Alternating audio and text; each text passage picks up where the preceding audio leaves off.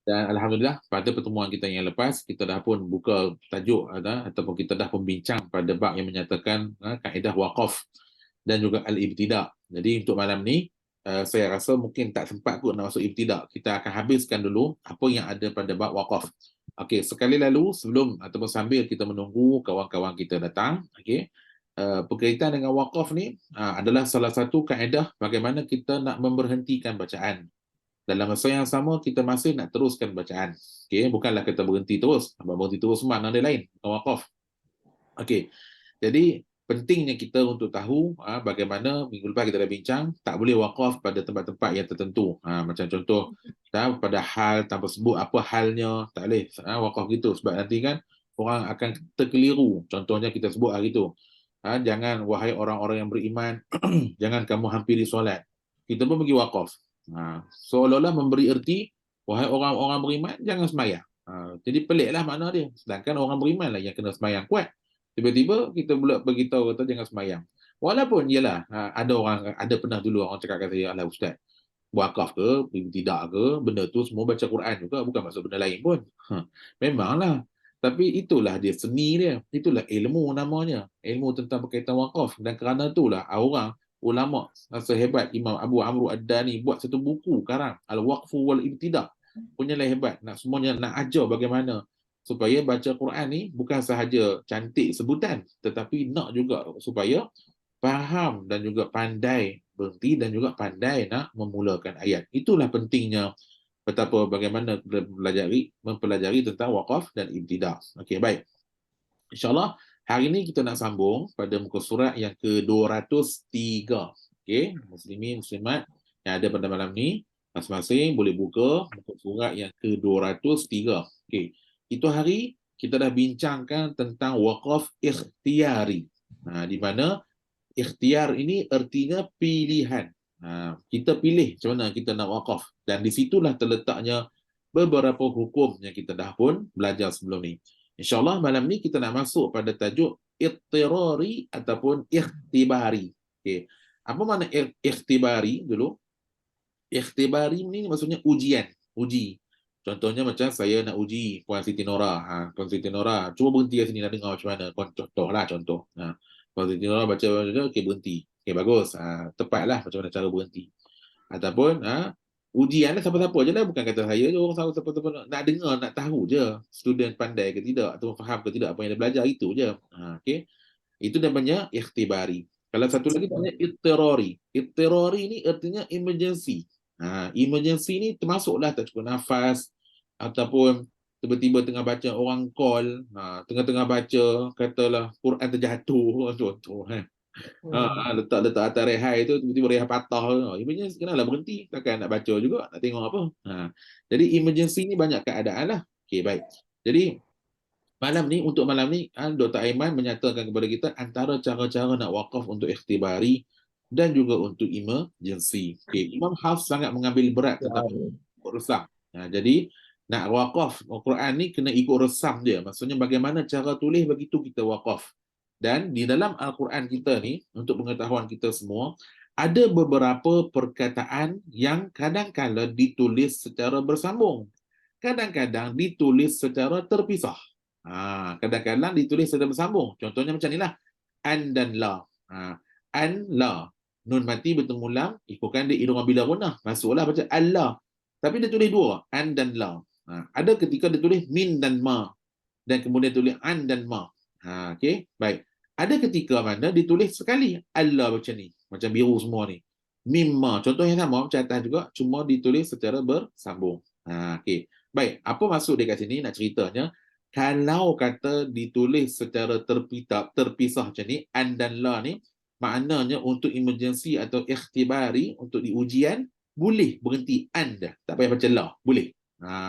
Min dan ma ni boleh baca min je. Boleh berhenti pada min. Okay. Dan kalau an dan ma ni boleh berhenti pada an je. Kalau diuji lah, boleh tak nak berhenti pada an. Contohnya macam, kalau saya tanya an dan la ni, boleh tak nak berhenti an ni? Kalau kata tak boleh, Allah tu kan selalunya satu. Memanglah, biasanya satu macam ni, Allah. Tapi dekat sini ditulis secara terpisah. Maknanya kalau kata ditulis secara terpisah, boleh berhenti secara terpisah. Boleh berhenti. Tapi dengan syarat. Inilah emergency dengan ujian je. Jangan saja-saja nak pergi berhenti. Yang tu ikhtiar. Saja-saja tu maksudnya ikhtiar. Ikhtiar tak boleh. Maknanya dalam Quran kita ni ada beberapa contoh yang mana dia kita pun tak perasan berapa kali dah khatam ni sebenarnya semua hidup ni. Dalam Quran kita ni ada banyak perkataan-perkataan yang macam ni. Kadang-kadang ditulis secara bersambung, kadang-kadang ditulis secara terpisah. Cuma nak cerita malam ni apa yang ditulis secara bersambung dan apa yang ditulis secara terpisah. Okey, baik. Seterusnya. Okey, baik. Katanya di sini mana-mana perkataan yang dibuang huruf alif. Dibuang huruf alif. Sepatutnya biasanya ada. Contohnya pada ayyuha. Ayyuha. Biasanya ya ayyuhallazi. Ayyuha tu kan ada alif. Tapi di sini tak ada alif. Mana kalau kata tak ada alif ayyuha ni, boleh tak nak berhenti pada ayyuha ni? Boleh. Berhenti tanpa alif lah. Ayyuh. Jangan pula pergi baca ayyuha. Tak boleh. Mesti baca ayyuh. Begitu juga. Ayyuhas sahiru. Kalau berhenti ayyuha juga. Ayyuh. Berhenti ayyuh juga. Ayyuhas saqulan. Ayyuhas saqulan. Makna dia sama je. Makna dia sama macam ya ayyuha juga. Cuma yang ya ayyuha tu ditulis alif. Yang sini ni ayyuha ni tak tulis alif.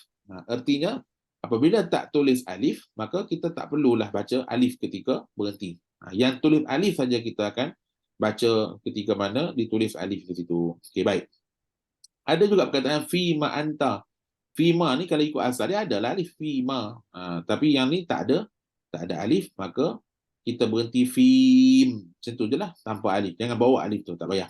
Bima yarji'u. Berhenti dia jadi bim. Kalau mimma jadi mim.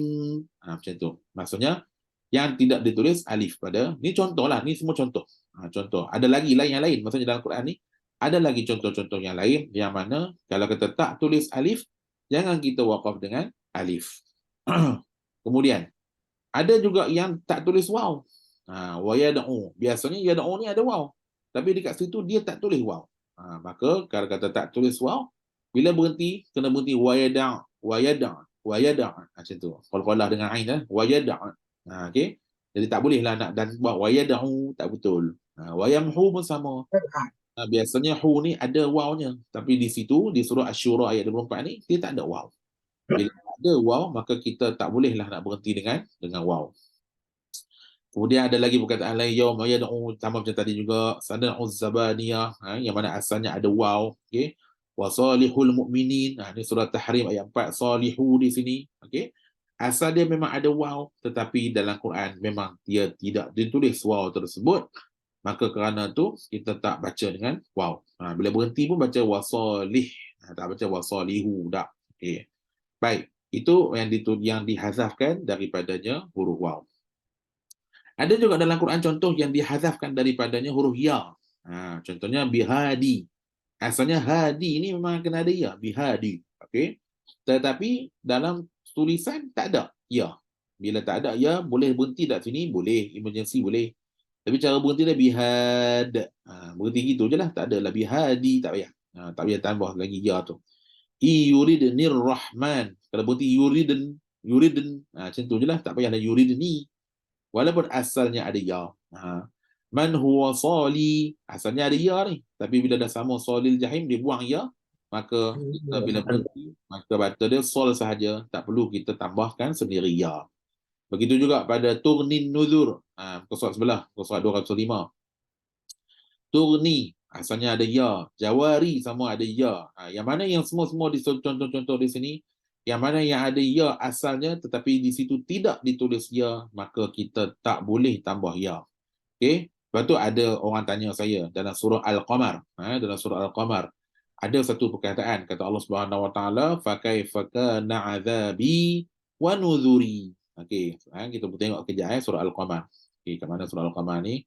Ramai juga dia tanya. Saya pun tak tahu dah nak jawab apa lagi dah. Tak reti dah nak jawab. Sebab kalau kata tak ada huruf ya, maka tak perlulah kita baca. Kita hanya dituntut untuk baca apa yang ada depan mata kita aja. Kalau benda tu tidak ada depan mata, jadi tak perlulah kita baca, betul tak? Itu senang cerita. Okey, ni surah Al-Qamar, muka surat 528. Ayat yang saya sebut tadi tu ada 4 dalam surah Al-Qamar ni. Contohnya ni, contohnya macam ayat 16. Okey, tu ni. Ayat 16 ni contohnya. Okey. Dia memang azabi wa nuzuri. Memang asal dia ada ya, sebab dia sama lah dengan azabi tu. Azabi wa nuzuri. Tetapi kita membaca riwayat Imam Hafs tak terletak ya ni, tak ada letak. Dia tak letak ya sini. Tapi ra tu bagian bawah lah. Kenapa ra tu bagian bawah? Sebab asalnya memang ada ya. Baca dia wa nuzuri. So sekarang ni sama juga ayat bawah ni, wa nuzuri. Jadi dia tak letak ya. Bila dia tak letak ya, maka bila waqaf, kita hanya waqaf dengan huruf ra je. Matikan ra, wa nuzur, dan baca tebal. Nuzur. Sebab apa? Sebab sebelum huruf ra, huruf yang berbaris dhammah. Dan ra dimatikan, kita berhenti. Maka sekarang ni hanya satu saja wajah yang ada. Tak perlu baca nuzur tu dengan ra tu nipis, tak boleh. Tak boleh baca nipis, dan tak ada pun dalam mana buku yang kata oleh kerana asal dia ada ya di situ, so bila baca wa nuzur ni ada dua wajah, satu berhenti dengan tafkhim, satu lagi berhenti dengan tarqiq, satu berhenti tebal, satu berhenti nipis. Wa nuzur, nak baca jangan nipis, tak reti. Sebab sebelum tu zur, bila dah bagi dhammah ni memang payah nak baca dengan nipis, tak payah. Sebab dia nipis ni dia sinonim dengan kasrah. Tiba-tiba daripada dhammah jadi nak nipis. Memang sesuatu yang agak payah lah sebenarnya nak buat. Mungkin boleh buat, mungkin tak boleh buat. Okey, baik. Jadi ceritanya adalah apabila apa yang ditulis itu yang dibaca. Bukanlah kita maksudnya yalah, memang ada diajar pun benda ni. Saya tak nafi benda ni ada diajar oleh sebahagian guru-guru ni, bahawa kalau nak berhenti pada nuzuri tu baca dengan nipis satu, tebal satu. Bahkan ajaran tu sebenarnya kalau tanya balik betul-betul tunjukkan kitab mana yang suruh buat benda tu. Takkan mampu lah, sebab benda tu sebenarnya tak ada pun dalam buku. Melainkan direka sendiri. Okey, baik. Begitulah dia dalam Quran kita ni. Ada contoh-contoh yang lain. Kalau ikutkan banyak lagi. Wadi. Macam ni, wadi. Semua kena ada ya patutnya ni. Wadi. Ada ya. Tapi kerana semua ni tidak ada ya, maka kita tak boleh berhenti dengan ya. Okey. Baik. Seterusnya. Okey, contoh waqaf ikhtibari, okey. Yang mana ditulis secara maqta'. Maqta' ni artinya terputus. Mausul ni bersambung. Contohnya ayyamma. Ayya dan juga ma. Dia pisah.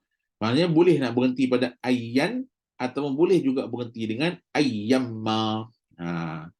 Kemudian yang surah As-Saffat ayat 130 ni, Ilyasin, memang dia satu perkataan. Walaupun dia tulis secara terputus, bila berhenti baca dia Ilyasin. Kita baca penuh Ilyasin walaupun ditulis secara terputus. Yang ni special. Okey. Kemudian kita ada wala. Asalnya wala dan tahina. Tapi ditulis putus-putus. Maknanya boleh berhenti walat. Maknanya memang berubah. Maknanya nampak berubah. Macam inilah contoh. Fama liha ula. Okey, macam ni kan. Fama liha ula. Asal dia kalau nak tulis dalam penulisan biasa, fama dan juga liha ula. Lam ni mesti kena sambung dengan ha ula. Begitu juga dengan yang bawah ni. Fama mali hadza. Lam ni kena sambung dengan hadza. Sebab ma ni dia panggil mausul. Ma. Apakah untuk mereka itu? Apakah ada padanya? Dalam surah Kahfi kan. Okey. Bila dibawakan buku kata Allah Taala, wa yauma apa ayat dia? Wa yauma nasayyidul jibala wa taral arda barizatan wa hasyarna kullam daqabin wada wa wudi'al kitab. Ayat dia kan dalam surah Kahfi. Kata Allah, wa wudi'al kitab, dan diberikan setiap orang tu kitab. Fataral mujrimina mushfiqina mimma fih. Orang jahat ni, orang berdosa ni tengok segala apa yang ada dalam kitab ni. Mimma fih wa yaqulun, dan mereka berkata ya wailatana ma li hadzal kitab. Apa benda yang ada dalam kitab ni? Mal juga kalau kita ikut dalam ayat yang belakang, muka surat belakang, perkataan mali memberi erti harta. Mal, al-mal wal banuna zinatul hayatid dunya. Mal tu maknanya harta. Adakah mal di sini mal merujuk kepada harta? Tak betul. Kalau makna tu kita terjemah mal ni harta, dia sebetulnya lam ni adalah untuk hadza. Macam tu. Ma ni satu, la ni satu. Li tu satu. Jadi sepatutnya macam tu. Tetapi dalam Quran kita ditulis secara terpisah, maka kita boleh berhenti pada ma ataupun pada mal. Tapi kena bagi tahulah. Kena orang tanya, kalau berhenti mal di situ tidak merujuk kepada harta benda, bukan. Dia memang sebab oleh kerana ditulis secara terpisah, terputus macam tu, maka bila berhenti emergency, boleh berhenti pada mal, boleh. Walaupun tidak memberi erti harta. Okey, baik. Terus, bawah, kaluhum. Sama juga. Kaluhum. Dia tulis asalnya ka dan kalu. Kaluhum. Ini tulis terputus ka dan luhum ni. Maka baca semua. Sama juga wazanuhum. Macam ini banyak dalam Quran. Hum dengan kalu, wazanu dan hum ni. Memang banyak ditulis dalam Quran. Dalam Quran memang banyak lah. Maka baca semua. Kita tak baca wazanu saja, lepas tu sambung balik hum. Tak. Okey. Baik. Kemudian kita ada perkataan ya bena ummah. Nampak dalam surah Toha. Okey, dalam surah Toha kita ada ya bena ummah ni. Ya bena ummah ni dia ada 3 perkataan. Dia ada ya, wahai. Kemudian dia ada ibna, anak lelaki. Kemudian dia ada ummah, iaitulah ibu. Wahai anak lelaki, ibu. Ini ayat yang Nabi Musa panggil Nabi Harun. Kenapa? Sebab dia adalah kerana Nabi Harun ni adik Nabi Musa tapi sebelah mak. Maknanya ayah mereka lain-lain lah. Seibu tapi bukan sebapa. Sebab tu dia panggil wahai anak lelaki ibu. Okay. Jadi nak ceritanya, 3 perkataan tu dia boleh gabung jadi satu perkataan je. Ya bena maka kalau nak berhenti, adakah kita boleh putuskan ya baca ya je atau ya benar? Tak boleh. Mesti baca per habis. Sebab apa? Dah tulis secara bersambung, maka kena baca secara bersambung. Ini tak apa. Kalau qala bena ni, boleh berhenti qala bena, qala ben, ummah ni boleh pisah. Perkataan yang lebih kurang sama je, ibna ummah ni. Anak lelaki ibu. Lebih kurang sama perkataan dia. Okey. Kemudian yaumahum, yaumahum. Ada yang ditulis secara bersambung macam bawah ni, yaumahum. Ada yang ditulis secara terpisah. Yang ditulis secara terpisah boleh kita berhenti secara terpisah. Yang ditulis secara bersambung, kita kena baca secara bersambung. Ini semua contoh je. Contoh-contoh untuk kita nak faham atau nak kenal yang mana ada yang ditulis secara terpisah dan juga secara bersambung. Okay. Antara yang selalu kita jumpa dalam Quran, perkataan ya ayyuha. Selalu ada ya ayyuhallazina amanu, ya ayyuhan nabi, ya ayyuhal apa macam kan.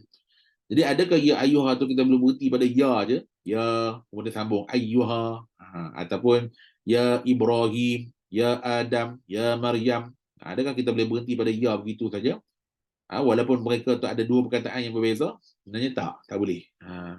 Kalau ya tu dah bersambung dengan nama orang, ya Fir'aun, kena berhenti semua, ya Fir'aun. Kalau ya Maryam, kena ambil ya Maryam. Okay? Kalau kata ya ayyuha, kena baca ya ayyuha. Tak boleh baca ya saja, and then sambung ayyuha. Okay, itu semua walaan ditulis secara bersambung. Begitu juga pada ha antum, ha ulai pun ditulis secara bersambung, walaupun asalnya ada 2 kalimah. That's why lah dia jadi mad jaiz, sebab dia 2 kalimah.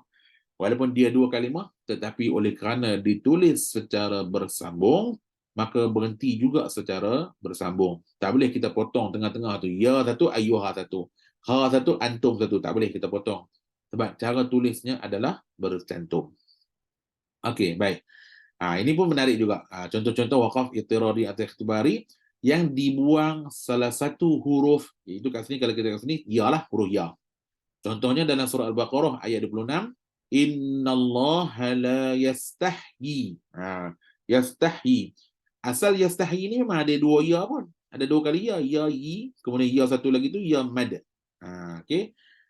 Tapi katalah nak berhenti pada yi tu, adakah kita nak buang ya yang kedua tu? So tak boleh buang. Sebab ya yang kedua tu walaupun ditulis secara single macam tu, maksudnya dia buang lah. Sepatutnya macam ni lah. Sepatutnya dikenalah ya tu ya satu lagi kan. Tambah ya satu lagi. Baru kita baca ya tu penuh yi. Tapi tak. Dia buat macam ni ya nya. Dia buat ya tu macam maksilah. Macam maksilah gitu dia buat ya nya. Walaupun begitu, ini salah satu lah yang saya boleh kongsi. Secara umumnya. Bukan secara khusus. Secara umumnya, huruf mad yang kalau ada dalam satu kalimah dekat-dekat, duduk dekat-dekat, orang Arab cara penulisan mereka akan hadafkan. Bahasanya buanglah daripada penulisan yang tulisan besar ni dan dia ganti jadi kecil. Macam inilah. Ya tu asalnya besar, ya. Muka dia buang satu, dia buat tulis macam maksilah ni. Waw pun sama juga. Contohnya macam Dawudu. Contoh Daud, nama Nabi Daud. Ada 2 waw, Wud, Dawud. Maka waw yang kedua tu dia buang, maka dia ganti dengan waw kecil. Biasanya begitu. Itu kaedah macam orang Arab. Tetapi tidak menafikan bahawa ada juga beberapa tempat yang kalau kata ya ni, dia tulis ya besar dua-dua. Ada. Tapi tak banyak. Tak banyak. Tu saya kata tadi, secara umum, biasanya dalam penulisan Arab, kalau macam ada 2 kali ya duduk dekat-dekat macam ni, dia akan buang satu, dia akan ganti ya tadi tu dengan tanda macam silah. Ya silah. Jadi sekarang ni nak berhenti, adakah kita nak berhenti buang ya silah tu, macam kita berhenti pada mak silah? Contoh kan, hazihi ummatukum, hi tu mak silah kan. Ada ya juga kecil tu. Kalau ya hazihi tu, kalau kita berhenti jadi hazih. Mati ha tu. Itu kalau mak silah. Kalau kat sini adakah kita nak buang ya silah tu? Jawapan dia tak boleh. Mesti kena bacakan sekali. Innallaha la yastahyi. 2 harakat. Yuhyi, berhenti dia. Dan muhyil mauta ni pun sama juga. Tak nampak ya ni, tak nampak. Tapi kalau berhenti secara emergency, kena berhenti lah muhyi. Ni contohlah yang saya sebut tadi. Kalau kata kita nak uji orang, tanya. La muhyil mauta. Kalau berhenti perkataan la muhyi, contohnya. Ada tak ya kat situ? Kena beritahu ada lah. So kalau berhenti biasa, la muhyi macam ni. Kena ada ya 2 harakat. Bukan kita tambah tak. Memang ada pun. Cuma dia tak letak lah kat situ. Sebab apa? Sebab ada kalimah tu kalau bersambung, ya tu tak pakai juga. Okay. Kemudian ayyuhyiyal mauta. Tengok. Ada ketika yuhyi ni macam ni, yuhyi. Ada ketika dia buang ya yang kedua. Yang ni dia buang ya pertama. Kalau orang tanya juga, saya sendiri pun tak erti nak jawab. Kalau orang tanya saya, kenapa jadi gitu Ustaz? Kenapa ada ketika dia buang ya kedua, ada ketika dia buang ya yang pertama? Yuhyi ya. Jadi, wallahu ta'ala a'lam. Memang penulisan ni adalah daripada zaman Rasulullah lagi macam tu. Penulisan ni dari zaman Nabi. Apa nama? Macam mana Zaid bin Thabit tulis tu, macam tu. Dia ambil oleh ulama, dia perbaru je lah. Maksudnya tambah titik dan sebagainya. Tapi cara tulis 2 kali ya, buat satu salah semua tu adalah memang rahsia tu hanya Nabi dan Zaid bin Thabit saja tahu. Wallahu ta'ala a'lam. Tak tahu. Cuma kami dulu, waktu belajar Rasm ni penulisan Al-Quran lah. Ada hari give up juga. Give up sebab apa? Sebab kita ni cara orang Melayu belajar ni. Contohnya, 1 kali 2, 2. Kan? Ataupun 2 kali 2, 4. Itu cara kita belajar. 2 kali 3, 6. 2 kali 4, 8. 2 kali 5, 10. Tiba-tiba, mai satu lagi ilmu nak mengajar, 2 kali 5 tak sebenarnya 10. 2 kali 5 boleh jadi 11, boleh jadi 12. Kalau sekali 2, mungkin boleh lah. Tapi kalau hari-hari duduk cerita benda tu, give up lah. Kenapa dia tak ikut kaedah? Macam inilah contohnya. Ada hari, dia buang ya yang kedua. Ada hari, dia buang ya yang pertama. Bila dalam ujian, dalam peperiksaan, dia bawa contoh-contoh macam ni. Sudah. Betul. Dah lah nak kena ingat Quran, ayat berapa, ayat surah apa. Ini pula tanya, contoh yuhyil mauta. Kan sama lebih kurang yuhyil mauta, yuhyil mauta, lebih kurang sama. Orang yang menghafal ni, kadang-kadang terkeliru juga. Ini ayat surah mana kalau surah Fussilat ni kena tahu. Kalau Fussilat ni dia buang ya yang kedua. Kalau yuhyil mauta ni dia buang ya yang pertama. Jadi kena beritahu lah. Ni di sini buang ya yang pertama. Di situ tu buang ya yang kedua. Maksudnya buang tu ganti dengan ya kecil lah artinya. Buang ya tu daripada body besar, ganti dengan ya yang kecil. Payah sebenarnya belajar ilmu ni payah. Tapi nikmat dia hari ni lah terasa. Betapa pentingnya bila kita cerita ke orang, ilmu berkaitan dengan resam. Resam ni penulisan Quran. Dia sampai tahap kena hafal satu-satu. Yang dalam surah ni tulis macam mana. Yang dalam surah ni tulis macam mana. Banyaklah benda banyaklah benda nak kena ingat. Tapi dulu tu cerita dulu-dulu lah. Dah muda-muda belasan tahun. Sekarang dah masuk 40 dah. Dah tak ingat apa dah. Ingat pagi esok nak makan apa, itu je. Tengok benda lain semua tak ingat dah. Ustaz nak tanya. Silakan, Ustaz nak tanya. Ya, doktor, silakan. Saya tak tahu. Kalau saya memang saya tak tahu yang la muhyi tu kena berhenti 2 harakat. Memang saya pun tak tahu. Yalah, macam kan sebab Ustaz macam yang lain tu dia ada 2 ya tu tak apalah kan Ustaz kan. Macam la yastahi tu okeylah saya tahu ada 2 harakat boleh berhenti 2 harakat, tapi kalau la muhyi tu saya memang tak tahulah Ustaz. Betul. Kalau saya tak belajar dengan Ustaz malam ni memang saya tak tahu. Alhamdulillah lah. Saya pun tahu ni sebab belajar lah cerita dia. Cuma Oh, betul-betul okey. Aiman tulis dalam buku dia ni kata, oh bagus juga dia Aiman bawa dalam buku dia ni, benda ni. Ya, betul. Memang tak tahulah Ustaz. Ha. So memang kalau berhenti dalam uji lemota tu memang dia tak tulis ya di situ sebab apa? Sebab kan apa nama cerita. Kalau sambung tak pakai pun ya tu. Okey. So dia hanya Tapi ada tapi biasa kita tak berhenti kan Ustaz kat situ kan. Kita tak berhenti. Sebab tu kita tak ambil tahu. dia pun cerita ni berhenti ujian. Berhenti ujian ataupun emergency. Berhenti saja-saja Hmm. tak lah. Berhenti saja-saja tak ada lah. Okey. Oh, Tu, susah tu, tu juga ni tajuk Ustaz. tajuk atas ni. Berhenti emergency atau ujian je. Yelah, tapi bernampak sangat lah. Kalau tak belajar tak tahulah. Dua harkat kat situ orang nak berhenti. Go. Memang tak tahu. Bagus juga kan. Bagus Okey juga lah. lepas ni kita buat ujian kan. Sekejap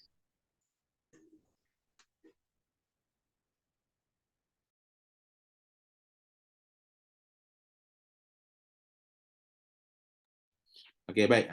So, itulah contoh-contoh antara lain. Okey, baik. Kita sambung sikit lagi. InsyaAllah. Berapa dah ni? Oh, awet lagi. Ingatkan aku 10 dah. Sekarang bila bercakap banyak ni rasa dah cepat jam jalu. Okey, baik. Berhenti pada hamzah yang ditulis dengan huruf ya. Okey. Kita Imam Hafs, kiraat kita, riwayat kita memang kalau tulis hamzah berhenti dengan hamzah. Okey. Contohnya macam wara'i hijab. Macam berhenti dengan hamzah lah. Wara' dengan nabru sekali. Min tilqa' atau wa'i ta'. Kita tak berhenti warai, tilqai. Kita tak berhenti dengan ya. Okey, baik. Ini cara-cara berhentilah. Maksudnya cara-cara nak berhenti. Okey, baik. Ada juga ditulis dengan waw. Hamzah ditulis atas huruf waw. Pun juga tak baca jazau. Tak. Berhenti dia jaza. Taftaq ataupun syuraka. Nanti kita akan belajar lah lepas ni dalam bab raum dan ismam. Kemudian di situ kita ada ilmu baru nanti kita akan jelaskan insyaAllah. Okey. Ada lagi di ujung ni yang mana ditulis dengan nun taukid. Nun taukid khafifah. Tapi ditulis dengan tanwin. Asalnya walayakunanna. Contohnya walayakunan ni ada dua nun. Nun. Dua nun. Bila dua nun nan, maka cara tulis dia tak tanwin. Walayakunam. Cara dia tulis dengan tanwin. Sama je bunyi dia walayakunan ada nun dua kali dan juga walayakunan letak dua baris atas. Cara baca bunyinya sama. Walayakunam minasaghirin. Tapi dalam Quran dia tulis dengan tanwin. Tanwin ini dengan baris tanwin. Maka walaupun ditulis begitu, bila waqaf kita waqaf dengan kaedah tanwin. Kita tak waqaf dengan kaedah asal dua kali nun tadi tu. Kita tak berhenti walayakunan ataupun kita tak berhenti lanasfa'an dak. Tapi asal dia memang ada nun. Lanasfa'an dengan walayakunan. Dua-dua. Ini saja dua perkataan dalam Quran yang ada. Oleh kerana ditulis secara tanwin, maka berhenti dia hukum mad iwad. Okey, hukum mad iwad. Lepas tu dia kata kat bawah ni matan dia apa? Ketika berhenti sebagaimana kau menyebut qifan, jadi qifa. Tak baca qifan dah lah. Okey. Baik. Kemudian, okey, ni antara pelajaran baru kita malam ni dalam bab waqaf ni yang kita dah belajar selama ni. Apa makna waqaf? Waqaf artinya berhenti, ambil nafas baru, and then sambung ayat yang seterusnya. Okay. Kedua, kita juga nak faham apa makna saktah. Saktah ni adalah berhenti dengan tujuan tak nak ada terkeliru dari sudut makna kalau kita sambung and then guna nafas yang sama sambung ayat tu. Itu namanya saktah. Yang ketiga, qat'i. Qat'i ni pula berhenti terus. Pergi buat kerja lain. Maksudnya berhenti terus, pergilah basuh baju ke, masak ke, makan nasi ke. Nanti malam baru main mengaji balik atau pergi esok baru mengaji pula. Itu namanya qat'i. Wakaf juga, dia kategori wakaf jugalah. Saktah pun kategori wakaf juga. Cuma cara wakaf tu berbeza di sudut makna. Okey, ada benda yang kita nak bincang juga pada malam ni. Beberapa tahun lalu, ada satu orang ustaz selebriti masuk dalam televisyen lah. Saya sendiri pun kebetulan tertengok hari itu. Kata dia, ramai orang semayang ni solat dia tak sah. Okay. Dia kata ramai orang semayang solat dia tak sah. Itu ya betul. Aku pun semayang juga. Solat aku sah ke tak? Katanya ustaz selebriti ni. Kerana dia baca Fatihah, dia tak waqaf. Dia baca saktah. Banyak seorang-seorang kan. Bismillahirrahmanirrahim. Alhamdulillahirrahmanirrahim. Kita tak tarik nafas pun jelah seorang-seorang kan. Ar-Rahmanir-Rahim. Guna nafas yang sama. Maliki yaumiddin. Iyyaka na'budu wa iyyaka nasta'in. Shiratal mustaqim. Shiratal ladzina an'amta 'alaihim. Mungkin lepas 5-6 ayat barulah berhenti tarik nafas yang baru. Perasan tak? Cuba buat. Ada semayang sendiri kan. Bukan semayang dengan berimam lain lah. Kalau semayang sendiri ni, semayang seorang-seorang kan. Bismillahirrahmanirrahim. Okay. Kita wakaf, kita berhenti. Tapi kita guna nafas yang sama tu. Kita tak ada macam kita tak ada macam berhenti. Amin, tak ada. Duduk betul macam tu kan. Okay. So kata ustaz ni, semayang macam tu dia jadi tak sah. Bila tak faham tak apa impak kalau kata tak sah. Bila kata tak sah, semayang tu tak ni lah, tak dikira oleh Tuhan lah. Maknanya kena buat qada balik lah. Okay. Tapi dia bercakap di sudut qiraah. Dia bercakap di sudut, dia kata apa? Dalam Quran ada saktah pada 4 tempat je. Itulah surah Kahfi, surah Yasin, surah Mutaffifin dengan surah Qiyamat, kata dia. Adapun tempat-tempat yang lain tak boleh baca dengan saktah. So kalau baca Fatihah tu saktah maka terbatal semayang. Oh, dia kata dia tu patut bincang dalam kerangka fiqh pula. Dia kena masuk bab syariat, syariah lah, bab fiqh. Kalau bab fiqh macam mana ulama fiqh bahas benda ni? So kalau masuk bab qiraah semata-mata, bacaan semata-mata, adakah kerana bacaan tiba-tiba boleh menyebabkan sembahyang tak sah? Sebab dia baca Fatihah, dia tak ubah baris apa-apa, dan dia memang baca Fatihah sebagai rukun sembahyang, cuma cara baca tu dia baca senapas. Maka ulama fiqh kata cara baca begitu dikira sebagai bacaan senafas. Macam contoh kita sambung. Alhamdulillah rabbil alamin arrahmanir rahim maliki yaumiddin iyyaka na'budu wa iyyaka nasta'in ihdinas siratal mustaqim siratal ladzina an'amta 'alaihim ghairil maghdubi 'alaihim waladdallin. Dikira macam bacaan senafas. Tu ulama fiqh jawab. Bila ulama fiqh jawab kata bacaan itu dikira bacaan senafas, maknanya sahlah sembahyang. Tiba-tiba kenapa pula tiba-tiba kaitan bacaan tanpa ambil nafas baru tu tiba-tiba jadi macam saktah, tiba-tiba kaitan jadi tak sah solat. Itu adalah pendapat yang sangat jauh daripada pendapat ulama fiqh. Oleh kerana ustaz selebriti ni dia hanya bidang Quran je, bidang tajwid je. So dia tak faham langsung pasal fiqh ni, tapi dia nak cakap juga pasal fiqh ni, maka pendapat dia memang tertolak 100%. Jadi orang kena rujuk pada fiqh juga. Jangan cepat melatah lah. So daripada peristiwa tu banyaklah orang melatah. Saya tengok, habis tu selama ni semayang kita semua tak sah. Berapa tahun nak kena qada ni? Berapa ratus nak kena qada semayang ni? Tu pakat-pakat lah duk bincang, apalah setiap kali semayang kena qada balik lah, kena waqaf elok. Alhamdulillahirabbil alamin. Ar-Rahmanir-Rahim. Maliki yaumiddin. Jadi imam tak apalah baca macam tu, memang kena waqaf dan ambil nafas baru sebab kita baca kuat. Kalau baca seorang-seorang tidak menjadi masalah pun kalau baca begitu. Dan saktah yang wajib di sisi Imam Hafs pun dia tak ada kena mengena dengan wajib haram berdosa dan tak berdosa ni, tak ada kena mengena pun. Dia lebih kepada kenapa saktah? Sebab kita tak mahu makna tu jadi orang terkeliru dalam bab faham. Dan hujah kedua nak jawab pula, Imam Hafs saja yang saktah surah Kahfi semua tu. Imam Hafs je. Saktah kat Kahfi, saktah dekat surah Yasin tu. Qalu ya wailana man ba'athana min marqadina. Imam Hafs yang saktah di situ. Ada pun dia punya partner dia Imam Syu'bah. Tak ada saktah pun. Imam Kisai Hamzah tak saktah pun. Habis tu kalau mereka tak saktah, sembahyang mereka semua tak sah ke macam mana?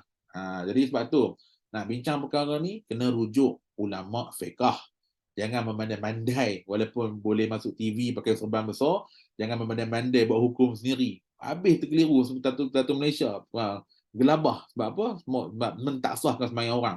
Bukan cerita macam makan durian lain lah. Cerita dekat makan durian tak apalah, ni cerita bagi impak orang sembahyang hampir semua tak sah.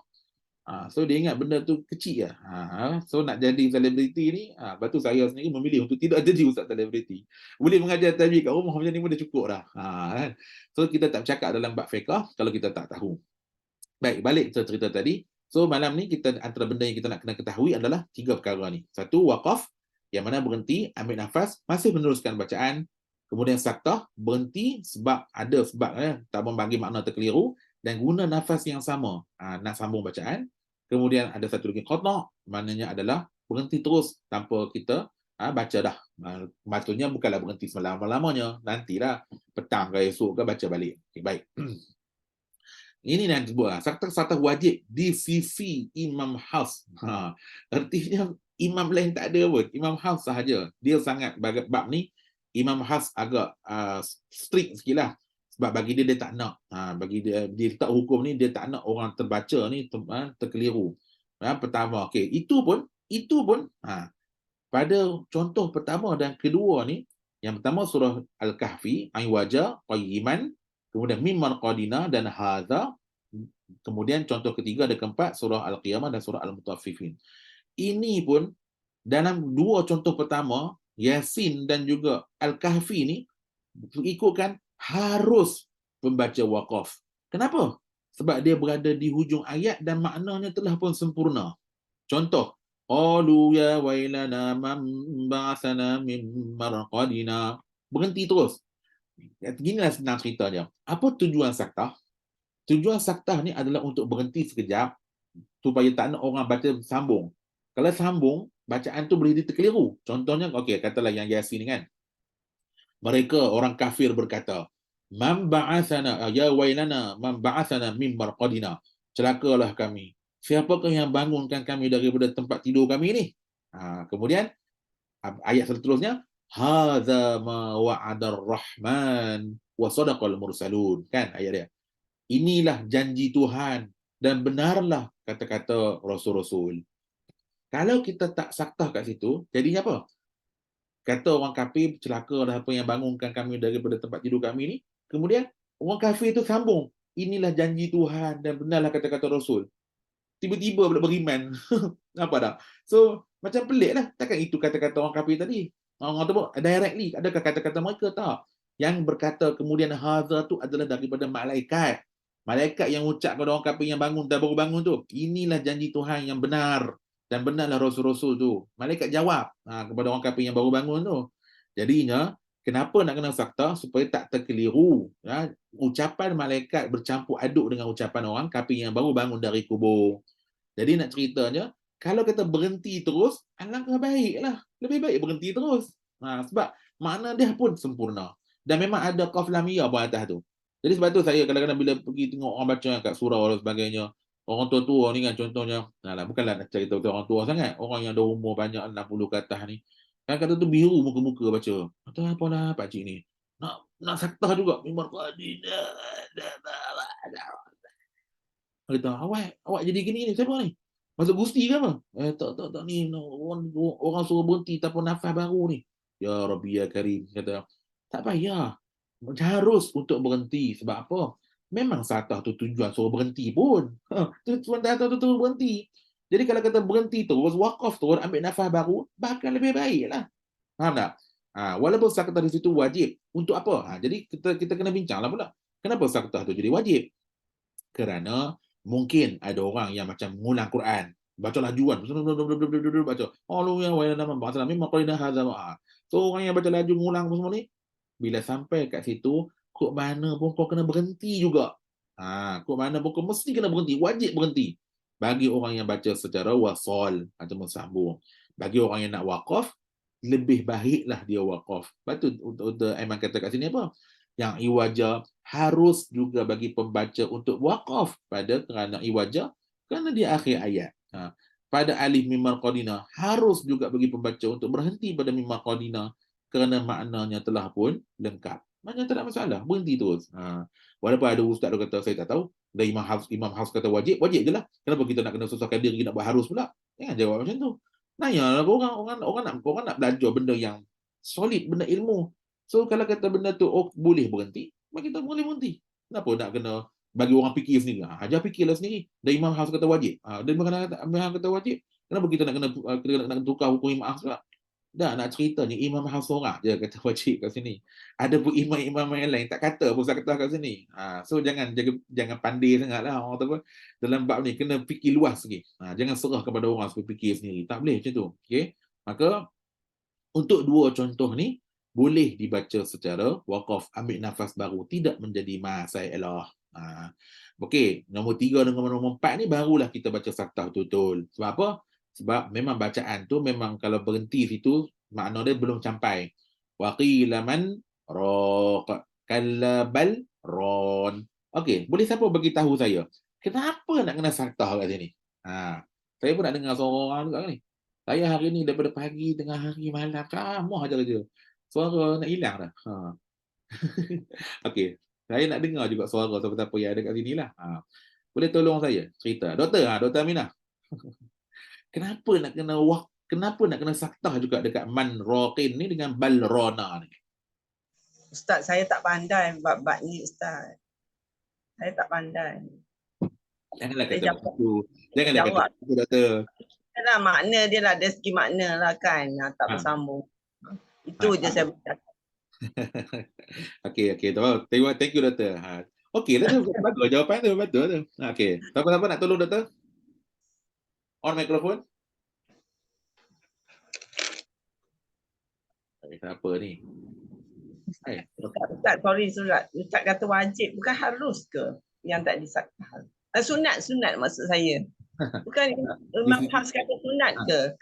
Wajib kan Ustaz? Tak, di sisi Imam Hafs memang wajib. Oh, bukan sunat. Bukan. Di sisi Imam Hafs wajib berhenti situ. Wajib berhenti dengan saktah. Wajib saktah. Oh, saya ingat sunat je. Tak apalah. Orang kata apa? Sekurang-kurangnya at least saktah. Maknanya Imam Hafs nak suruh berhenti juga walau bagaimanapun. Tak boleh idgham. Siapa jawab tu? Bagi tahu nama. Kerana selang dengan roh tak boleh idgham, Ustaz. Dia tidak sambung. Okey, untuk nombor 3 dengan nombor 4 ni, kalau dibaca sambung, dia akan jadi apa? Idgham. Idgham. Okey, bagi tahu saya, kalau man dengan raqin ni dia idgham apa? Idgham bila runa. Kita jenis saya. Idgham bila runa. Okey, kalau bal dengan ra ni pula dia idgham apa? Bila rona. Bal rona. Bal. Idgham apa? Qariban. Bagus. Takkan lupa dah kot. Lajulah sikit. So bal dan rona ni kalau kita baca terus dibimbangi, kita terbaca secara idgham. Rona. Begitu juga dengan man raqin. Kalau baca sambung dia jadi idgham. Marraqin jadi idgham bila guna. Apabila jadi idgham bila guna, makna dia berubah. Okey, contoh man raqin. Siapakah yang raqin? Raqin ni orang peruqyah. Raqin, peruqyah. Ruqyah tu beruqyah. Ruqyah ni itulah. Yang jampi ni ruqyah baca Quran kan ruqyah. Suaqila biar katakan siapakah yang duk jampi ni? Ruqyah. Siapa yang menjampi ni? So kalau baca raqin maknanya menyapi betul. Tapi kalau baca marraq ni apa? Marraq ni kuah. Kuah. kuah kari, kuah. Kuah. Tahu kuah? Bukan kuah kat Langkawi tu, kuah. Waqila marraq dan dikatakan kuah. Apa hal tiba cerita-cerita pasal agama apa semua tu dia masuk kuah. Terus lapang. Begitu juga balrona. Bahkan kata Allah Taala bahkan rona ala qulubihim, telah dihitamkan hati-hati mereka ni. Ron ni maksudnya telah di apa yang dipanggil cop macam apa? Telah diselaput, selaput. Rona ala qulubihim, telah diselaput hati mereka tu dengan kehitaman. Tapi kalau baca barron, apa makna bar? Siapa tahu? Siapa boleh bagi saya? Apa makna bar? Kalau dalam Quran Allah Taala sebut fil barri wal bahri. Apa makna bar? Tanah. Darat. Daratan. Kalau barri itu darat, kalau bahri itu daratan Ustaz. Kalau barri daratan, kalau bahri lautan. Kalau kata barron ada 2 buah daratan. Ada 2 daratan. Jadi tak kenalah. Sedangkan Tuhan nak kata hati mereka telah dihitamkan, bahkan hati mereka telah dihitamkan, diselaput dengan kehitaman. Jadi nak ceritanya kalau baca barran maknanya berubah. So that's why lah untuk Imam Hafs dibaca secara saktah, berhenti juga sekejap kat situ. Waqila man raq. Cumanya persoalan sekarang ni nak berhenti berapa lama doktor? 2 harakat Ustaz. Okey, bagus. Tidak ada masalah. Nak berhenti 2 harakat pun boleh. Sebenarnya saktah ni dia tidak ada satu indikator khas khusus. Dia tidak ada satu perberhentian yang khas, 2 harakat dan sebagainya. Cuma sebahagian orang letak kaedah 2 harakat tu supaya nampak kemas lah. Tapi nak ceritanya selagi mana dia boleh berhenti, tak kisah 2 harakat ke 1 harakat ke, selagi namanya berhenti dengan nafas yang sama, maka ia termasuk dalam kaedah saktah. Kalau kata lebih daripada 2 harakat pun masih saktah, tak ada masalah. Kalau kata sekejap, contoh waqila man raq. Tak sampai 2 harakat pun. Waqila man raq. Tapi berhentilah. Walaupun sekejap dengan nafas yang sama masih dikira sebagai saktah. Cuma ulama adalah sebagai ulama ada menilai dalam buku. Ada dalam buku kita berani cerita. So mereka letak juga kaedah 2 harakat tu supaya orang boleh nampak dan boleh ukur. Tetapi 2 harakat itu bukanlah satu benda yang jazam, benda yang mesti kena buat, tak. Kalau kata boleh kurang lagi daripada tu, selagi mana atas nama berhenti, selagi itu tidak ada menjadi masalah. Baik, itu saktah yang wajib. Saktah yang harus, ni sunat ni. Ni yang doktor tanya tadi, mana yang sunat? Yang harus ni ada 2 tempat. Okey, pertama adalah antara sambung surah Al-Anfal dengan surah At-Taubah. Innallaha bikulli syai'in alim. So kita ada 3 cara sambung dekat antara 2 surah ni. Cara pertama adalah berhenti biasa. Alim. And then baca bara'atum minallah. Tu cara biasalah. Berhenti sampai nafas baru sambung. Cara keduanya adalah berhenti dengan saktah. Innallaha bikulli syai'in alim. Bara'atum minallah. Sambung. Saktah lah tu. Saktah. Dan cara ketiga, sambung terus. Innallaha bikulli syai'in alimun bara'atum. Sambung. Sambung terus dengan surah. So, saktah tu menjadi satu wajah yang harus kat situ. Artinya, kalau kata harus, nak buat tak apa, tak buat pun tak apa. Okey. Satu lagi ada dalam surah Al-Haqqah ayat 28 nak masuk 29. Ma aghna anni maliyah halaka anni sultaniyah. Antara maliyah dan halaka tu kalau kita baca sambung dia jadi ha tu jadi idgham mutamathilain. Maliyah halaka kalau sambung. Ha pertama mati, ha kedua hidup. Maka kalau sambung dia jadi idgham mutamathilain.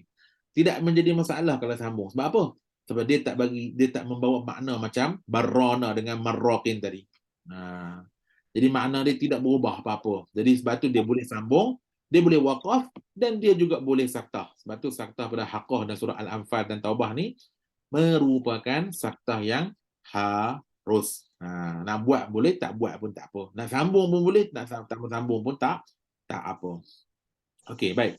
Betapa seriusnya Imam Hafs dalam bab ni, dalam bab untuk saktah pada kalimah iwaja dan sebagainya ni, maka berhenti pada lafaz iwaja tu dia tak letak ma'iwat, dia tak letak tanwin.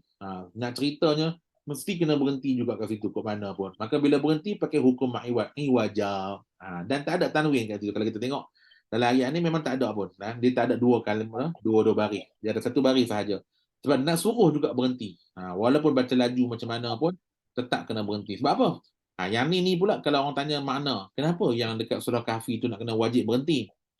Yalah, Tuhan kata apa? Alhamdulillah, maha suci Allah, segala puji bagi Allah. Anzala ala abdihil kitab, yang mana Allah Ta'ala tadi turunkan kepada hambanya akan kitab. Apa? Anzala ala abdihil kitab, walam yakun, macam mana? Alhamdulillahilladzi anzala ala abdihil kitab walam yaj'al lahum iwaja. Betul. Iwaja. Alhamdulillahilladzi anzala Waja'alahu iwaja. wa yaj'al lahu iwaja. Tengok tu, tak baca lama ni lupa. Wa yaj'al lahu iwaja, betul qayyiman. Bayangkan. Walam yaj'al lahu iwaja. Dan sebenarnya tidak ada pada Quran tu bengkang-bengkok. Kemudian tiba-tiba qayyiman, lurus. Bengkang-bengkok lurus. Macam mana bengkang-bengkok boleh dilurus? Kan pelik tu bunyi dia. Kalau bengkang-bengkok, bengkang-bengkok lah. Lurus-lurus lah. So tak boleh bercampur dua tu. That's why lah makna dia kat situ kena berhenti juga. bagi orang yang baca secara sambung. Jadi kalau kita boleh berhenti, lagilah baik. Berhenti terus. And then ambil nafas baru, bacalah qayyiman. Okay, baik. Okay, muka surat yang 211 ni, dia punya cara yang saya dah sebutkan tadi. Macam mana nak sambung antara dua surah, antara Anfal dan Taubah. Okay, baik. Kemudian tanda saktah dalam Quran pula adalah dibawakan dengan huruf sin. Sin. Sin tu diletak atas huruf mim marqadina, diletak atas ain wajah. Saya ingat dalam tahun awal 2000 macam tu lah, satu hari tu kata direzekikan semayang subuh. So tu imam tu baca surah Kahfi ni lah. Alhamdulillahillazi anzala ala abdihi alkitaba wa lam yaj'al lahu iwajas. Dia baca iwajas. Dia macam, kenapa jadi iwajas? Lepas tu kita pun curious kan. Apa yang kau baca iwajas? Lepas main tanya dia. Imam, saya nak tanya. Tadi tu imam baca iwajas. Kenapa iwajas? Dia pun dengan betul tekak kan. Betul kepala. Kamu tak nampak ke? Atas huruf jim dengan alif tu ada sin. So dia kan dia ambil hukum yang bastoh tu. Kalau bastoh tu kan atas suat tu ada sin, maka kita baca sin. Yang bersutu tu atas suat ada sin, kita baca sin. So sama juga lah atas jim ni ada sin. So berhentilah iwajas. Astaghfirullahalazim. Terus jadi macam terus jadi ambil biola main. Terus jadi macam tu sekali ya. Kalau tu kata pentingnya belajar. Sin di situ bukanlah makna kena baca dengan sin. Sin di situ adalah kena baca dengan saktah. Berhenti sekejap, ambil nafas baru, berhenti sekejap tanpa ambil nafas baru, kemudian sambungkan ayat yang seterusnya. Jadi, tapi rupa dia sama. Rupa dia sama. Sin saktah dengan sin bastoh tu, rupa dia lebih kurang sama. Sebab tu kena tahu. Yang bastoh punya cerita. Yang saktah punya cerita. Tak boleh campur dua bentuk sin itu tadi. Okey? InsyaAllah minggu depan kita akan sambung tentang ibtidak pula. Ibtidak ni pun penting juga. Tapi ibtidak ni dia punya perbincangan dia lebih mendalam sikit. Sebab yalah kadang-kadang ada orang berhenti bagus dah. Tapi nak ibtidak tu ke laut. So insyaAllah saya harapkan kepada semua yang hadir pada malam ni juga hadir pada minggu hadapan supaya pembelajaran kita lebih faham. Sebab tak kena belajar wakaf je, ibtidak tak belajar. Jadi kita nak belajar dua-dua. Tapi itulah saya kata minggu lepas, sebenarnya ilmu wakaf ibtidak ni dia tak akan tercapai. Nombor satu, mesti kena faham bahasa Arab tu sendiri. Nombor dua, kena tengok terjemahan kalau ada kemampuan. Kalau mampu juga nak tengok terjemahan lambat, tak apa. Boleh beli Quran yang memang dah ada wakaf lafaz, tulisan tu dia dah setting dah wakaf ibtidak. Itu saya rasa antara yang agak membantu untuk kita sama-sama baca. Okey. Ala kulli hal, semua sebab tu kita nak menyahut kata-kata Imam Sayyidina Ali radhiyallahu anhu, kata dia apa? Orang yang bacaan tartil ni dia mesti menepati dua makna. Pertama adalah tajwidul huruf, mencantikkan sebutan huruf. Yang mana insya-Allah kita semua dah belajar dah babak tu, kita dah mampu untuk sebut huruf dengan baik. Yang kedua, wa ma'rifatul wuquf, dan tahu nak berhenti, tahu nak mula macam mana. Kadang-kadang kita tak mau. Orang cantik bacaan, sebutan masya-Allah tabarakallah macam Arab. Tapi berhenti ke laut lah. Tak mau. Orang harap sama juga. Berhenti cukup pandai lah sebab bahasa dia kan. Dia tahu nak berhenti macam mana, nak mula macam mana sebab bahasa dia. Tapi sebutan pun ke laut lah. Tak mau. So kita tak mau dua-dua benda tadi. Kita nak dua-dua kita mahir. InsyaAllah walaupun kita bukan orang Arab, tetapi kita mampu untuk baca Quran ni macam orang Arab. Dari segi dua-dua lah. Sebutan dan juga dari segi wakaf dan ibtidak. Wallahu ta'ala alam. Saya rasa cukuplah takat ni dulu untuk malam ni. InsyaAllah kita akan sambung semula pada minggu hadapan. Ala kulli hal. Terima kasih semua yang hadir pada malam ni. Semoga Allah SWT berkati usaha kita semua dan juga menempatkannya di sini dan hasanah insyaAllah. Alhamdulillahirabbil alamin. Wassalatu wassalamu ala asyrafil anbiya wal mursalin wa ala alihi wa sahbihi ajma'in. Allahumma ja'al jam'ana hadza jam'an marhuma wa tafarraqna min ba'dihi tafarruqan ma'suma wa la taj'al Allahumma fina wa lam yattabi'una shaqiyyan wa la matrudan wa la mahruma. Rabbana atina fid dunya hasanatan wa fil akhirati hasanatan wa qina adzabannar. Subhana rabbika rabbil izzati amma yasifun wa salamun alal mursalin walhamdulillahi rabbil alamin. Jumpa lagi insya-Allah. Kita tangguh dulu majlis kita pada malam ini dengan tasbih kafarah. Terima kasih Ustaz. Terima kasih Ustaz. Terima kasih Ustaz. Assalamualaikum. Terima kasih Ustaz. Ustaz.